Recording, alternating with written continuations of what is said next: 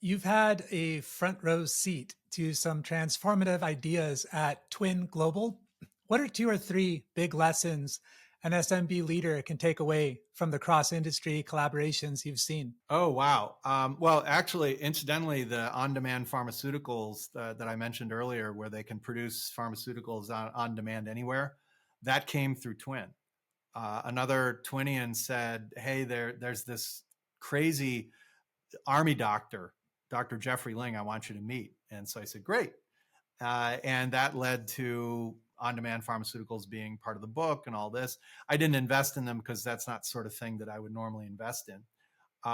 But in terms of collaborations, here's one really significant insight that took me a while to learn and understand how profoundly important it was. Early in my career, I decided to focus on big established companies and governments and how they innovate. So my research and teaching has not so much been about being an entrepreneur, although I love that. I work with entrepreneurs, I invest in entrepreneurs.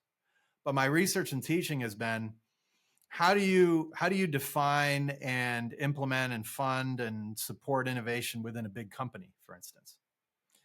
And part of that equation, of course, becomes find, if you're an executive at a big company, find entrepreneurs, find technology experts who are independent, who don't want to work for you full time, build relationships with them and partner with them because they can move fast. They have ideas that you may or may not have, but they're probably buried somewhere and can't get heard.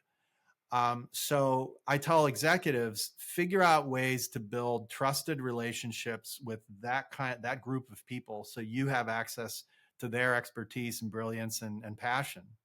And then I tell SME leaders, when you're approaching companies that you think might be important partners or customers or whatever, it's really important to make sure that you're talking to the right people. And when I say that, oh yeah, of course that's obvious.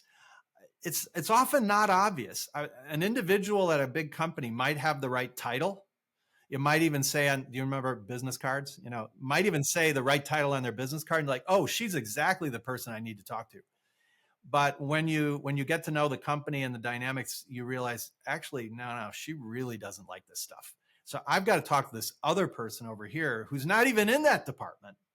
So I tell entrepreneurs and SME leaders, find the companies you want to engage with, and then spend your time learning about the players. Who are the people, the individuals? What drives them?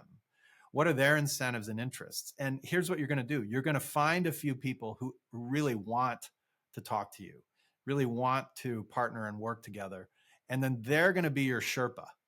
They're going to help you navigate within these big companies. And the faster you can get to trusted relationships with a few people like that, the better off you're going to be. You talk about renewing and activating vision by changing context. For professionals who might be feeling stuck, what does that look like in smaller, more attainable steps? Oh, great. So, the whole question about if you feel stuck and where you want to go, that's a tough one. And I hear it a lot from, I teach at Kellogg and Booth, two business schools. And so I'll get mid-career, very successful executives, entrepreneurs, et cetera. And they'll say, I've been doing this for the last 15 years. I don't know if I want to do it anymore. What do I do? And ultimately, David, it's our own personal responsibility. Love it, change it, or leave it.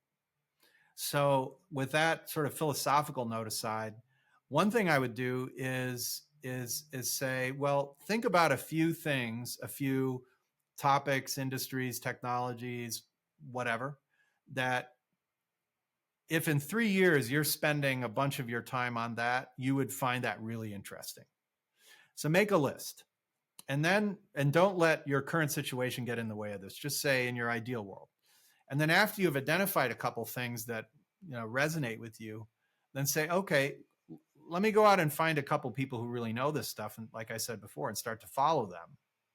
Another thing you can do, and I love doing this, is find an industry conference that is not your industry. Now, to be practical, find one that's kind of close to your industry or related, where you could kind of make the case as to why you would waste a day and a half at this, bizarre conference. Find something that's kind of interested, but a little bit outside your normal swim lane. and go to the conference, sit in on some of the sessions, walk around and meet some of the people. When they don't get a lot of visitors at the Computational Fluid Dynamics conference, but sometime in the future, when your company needs a CFD expert, you're going to be the one that knows them. So I would once or twice a year go to something that you wouldn't normally go to, that just seems interesting, that's somehow vaguely related to the business you do. And things will go from there. What is one key piece of advice you'd like to leave our audience with about staying ahead of rapid changes brought about by proximity? How can they remain agile and optimistic during these transformations?